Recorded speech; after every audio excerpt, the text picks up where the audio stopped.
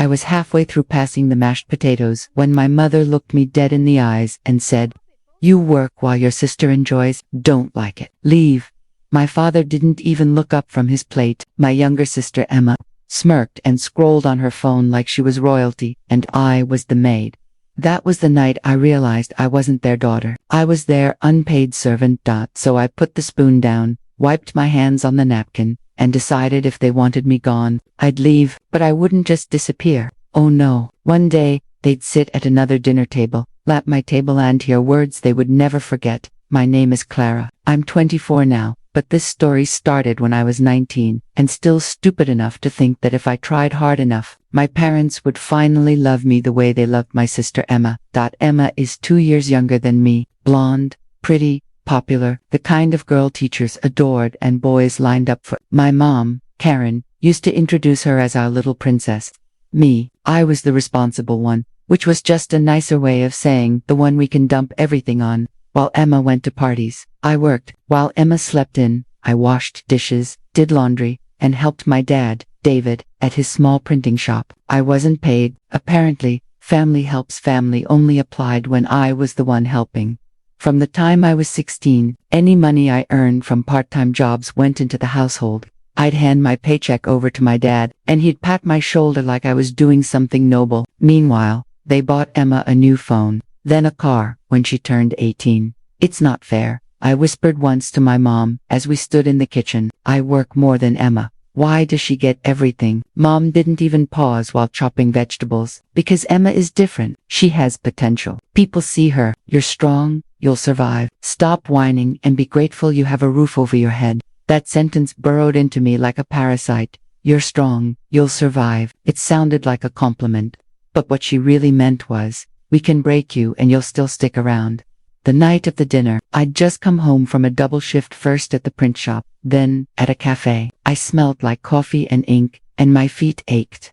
I walked in to find Emma sprawled on the couch, watching a show, empty snack wrappers all over the coffee table. Mom was setting the table. Dad was already sitting, scrolling through his emails. "Clara, finally," Mom said, "set the table properly, and then help your sister get her food." I was so tired I thought I might cry, but I grabbed the plates. "Emma can get her own food," I muttered. Emma didn't even look away from the TV. "I just did my nails," she said, "and I had a long day."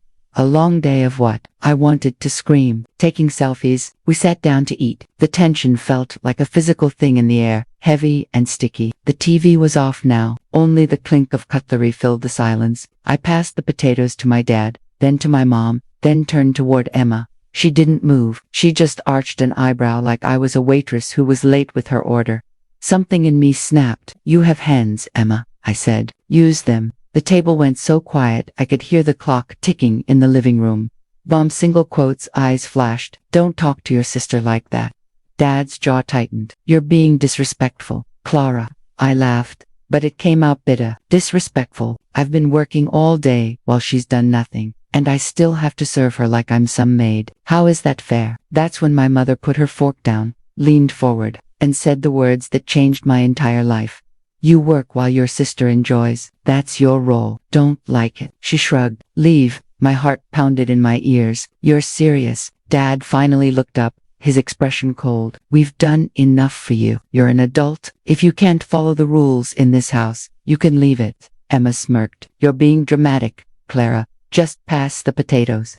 I stared at them, the people who were supposed to love me unconditionally, and realized they didn't see me as a daughter at all. I was free labor. A backup, a tool. So I did the only thing I could control in that moment. I put the spoon down. "Okay," I said softly. "If that's how you feel, I'll leave." Mom rolled her eyes. "Stop with your theatrics. You have nowhere to go."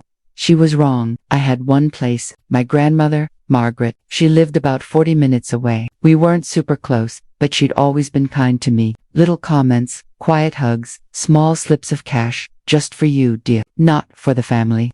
Without another word, I stood up, walked to my room, and locked the door.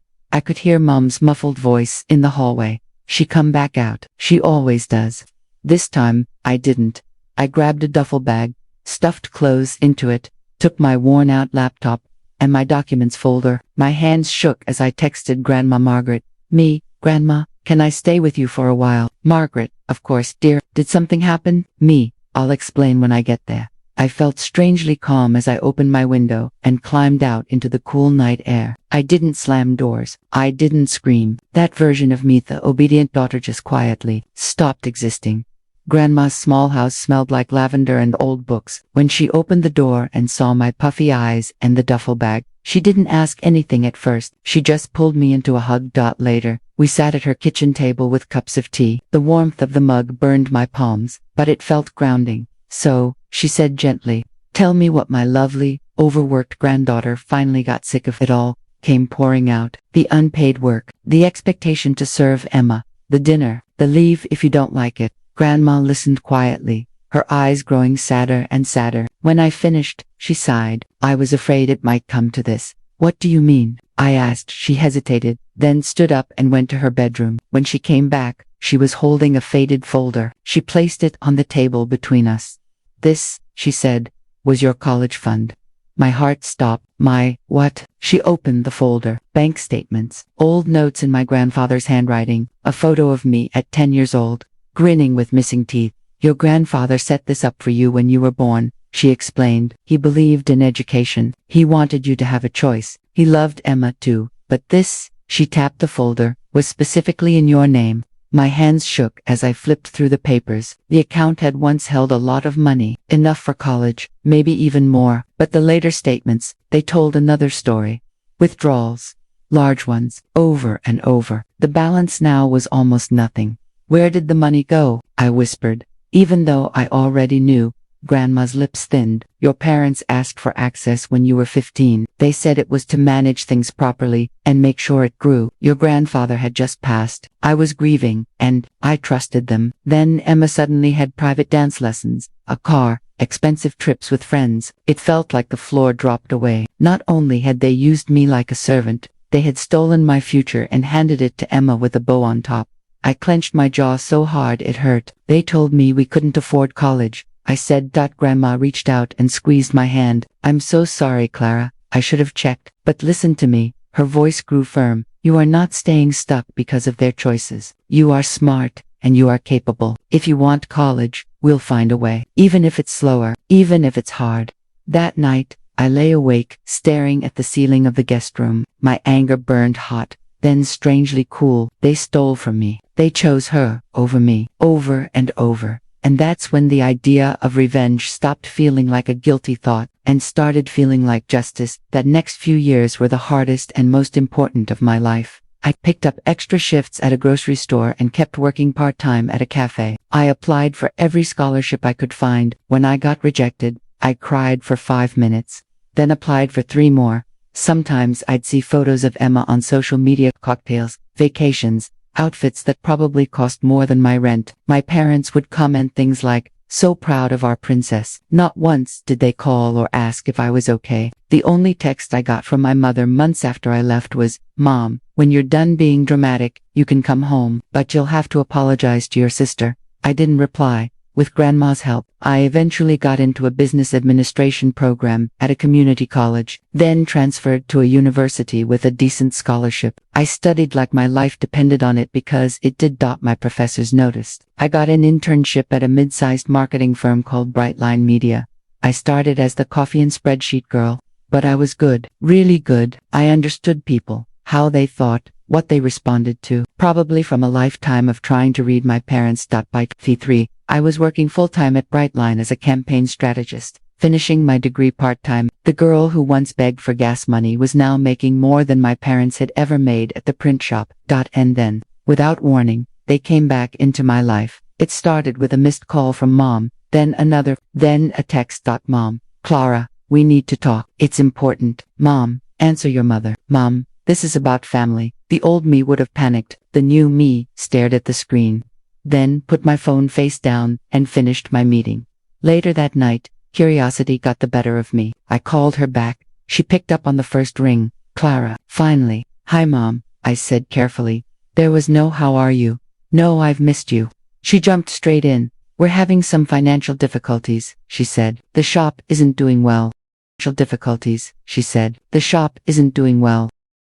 Banks these days don't help hardworking people. We thought, since you're doing okay now, you could help us. There it was. Not, we're sorry. Not, we were wrong. Just an expectation that I'd step in and fix things. How much is help? I asked. She cleared her throat. The bank might foreclose on the house if we can't catch up. We need around $25,000 to cover the late payments and some debts. Your father said with your job, that should be easy for you. I actually laughed. Easy. You do realize I started with nothing because you took my college fund, right? Silence. Then, don't bring that up. We used that money for the family. You benefited too. Did I? I said softly, because I remember working myself to death while you spoiled Emma. Her tone sharpened. This is not the time to be petty. We raised you. It's your turn to support us. Emma can't help. She's going through a lot. What's Emma going through? I asked, even though I didn't really care. She had to move back home. Mom sighed. Her boyfriend was a disaster. She's looking for herself right now. You know your sister. She's sensitive. Not like you. You're strong. There it was again. You're strong. Translation. We can use you without feeling guilty. I took a breath. Okay, I said. Let's meet. All of you. I'll cook dinner. She sounded instantly relieved. I knew you'd come through. Sunday, I agreed. At my place. I spent all Saturday cleaning my small but cozy apartment. It wasn't huge, but it was mine. Paid with my own money, filled with things I'd chosen. I set the table with simple white plates, lit a few candles, and made roasted chicken with vegetables and mashed potatoes. The same meal we'd had the night they told me to leave. At 6 sharp, there was a knock. I opened the door to see my parents and Emma on my doorstep. Mom looked older, lines deeper around her mouth. Dad's shoulders were slumped. Emma still looked polished, but there was a tiredness around her eyes you couldn't filter away. Wow, Mom said, stepping in, her eyes scanning the apartment. Nice place. You've done well for yourself. Almost like I had potential or something, I said lightly. She didn't react. We sat down at the table. For a moment, it was almost normal. Then I picked up the bowl of mashed potatoes and placed it in front of Emma. She reached for her phone instead of the spoon. Old habits. She glanced up at me. Aren't you going to pass? I cut her off, my voice calm but sharp. You have hands, Emma. Use them. Her mouth snapped shut. Mom shifted in her seat. Clara, we didn't come here to fight. No, I said. You came to ask me for money. So let's talk about that. Dad cleared his throat. We won't take much. Just enough to get back on our feet. You owe us that much. I set my fork down and looked at each of them, one by one. Owe you, I repeated. Let me tell you what I owe you, and what you owe me. Dad frowned. Don't be dramatic. Do you remember, I said calmly, when you told me at dinner that my role was to work while Emma enjoyed life, that if I didn't like it, I could leave? They exchanged glances. Mom waved a hand. We were upset. Parents say things. You didn't just say it, I said. You meant it. You treated me like a servant. You stole my college fund, gave my sister everything, and when I finally couldn't take it anymore, you let me leave without even asking where I'd go. Emma shifted uncomfortably. We didn't steal. I reached into a folder on the sideboard and pulled out copies of the bank statements Grandma had given me. I slid them across the table. These say otherwise, I said. Grandpa left that account in my name. You emptied it. That money could have changed my life years earlier. Instead, I worked myself to death while you called me ungrateful. Mom went pale. Dad's jaw clenched. Emma stared at the papers, silent. You have no right, Dad started.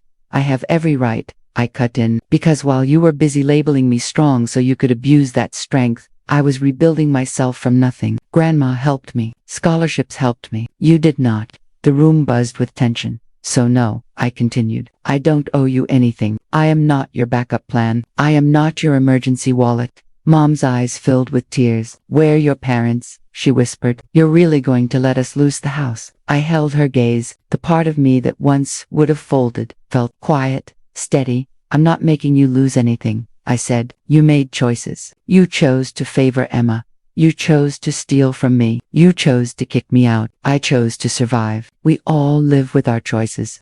Emma finally spoke, her voice small. Clara, please, it's not that simple. I looked at her. Isn't it? You benefited from everything they took from me. Did you ever once ask where the money came from? Or why I was always working while you were out? She bit her lip, eyes shining. I didn't think about it. That's the problem, I said softly. None of you did. You just assumed I'd always be there, carrying the weight, staying strong, Silence fell like a heavy blanket. For what it's worth, I added, glancing at Emma, I don't wish you harm. I hope you figure yourself out. But I won't set myself on fire to keep you warm anymore. Dad's shoulders drooped. So that's it. You're turning your back on your family. I shook my head. No, I'm just finally standing up for myself. I took a breath. Here's what I will do. Grandma and I talked. The small amount left from my fund, I'm using it to hire a lawyer to make sure nothing else of mine is in your names. No more using my identity. No more debts connected to me. I'm setting boundaries. Legally, if I have to. Mom stared at me like I was a stranger. You've changed, she whispered. You changed me, I replied. You just didn't expect I'd become someone who doesn't let you walk all over her. I stood up, signaling the end of the conversation. You're free to finish your meal. After that, I'd like you to leave. I need peace in my home. Emma wiped at her cheeks. Clara, can we at least talk later? Just us. I hesitated. Unlike with my parents, something in her eyes looked real, regretful. Maybe, I said, if you're willing to listen more than you talk. She nodded quickly. I will. My parents stood. Mom looked like she wanted to say something else, but the words never came. Dad just gave me a stiff nod. As they walked to the door, I realized something. This, right here, was my revenge. Not screaming, not plotting their destruction. My revenge was simple. I built a life without them. I refused to be their tool. I forced them to face the consequences of their choices. And I made sure they understood that the daughter they discarded was now the one with power over herself. They never expected that. After they left, I sat at my own table in my own apartment and picked at the no-cold mashed potatoes. My hands were still shaking. But this time it wasn't from fear. It was from adrenaline, from liberation. Grandma called to check on me. How did it go, dear? I smiled, even though she couldn't see it. I think I finally served myself instead of everyone else. She chuckled softly. About time. If you were in my place, what would you have done? Would you have helped my parents, or walked away the way I did? Let me know your thoughts in the comments. Do you think this was justice, or too harsh? If you enjoyed my story and want to hear more real-life revenge, glope, and family drama stories like this, don't forget to like this video, subscribe to the channel, and hit the notification bell so you don't miss the next one. Thanks for listening to my story. I'm Clara, and I finally chose myself.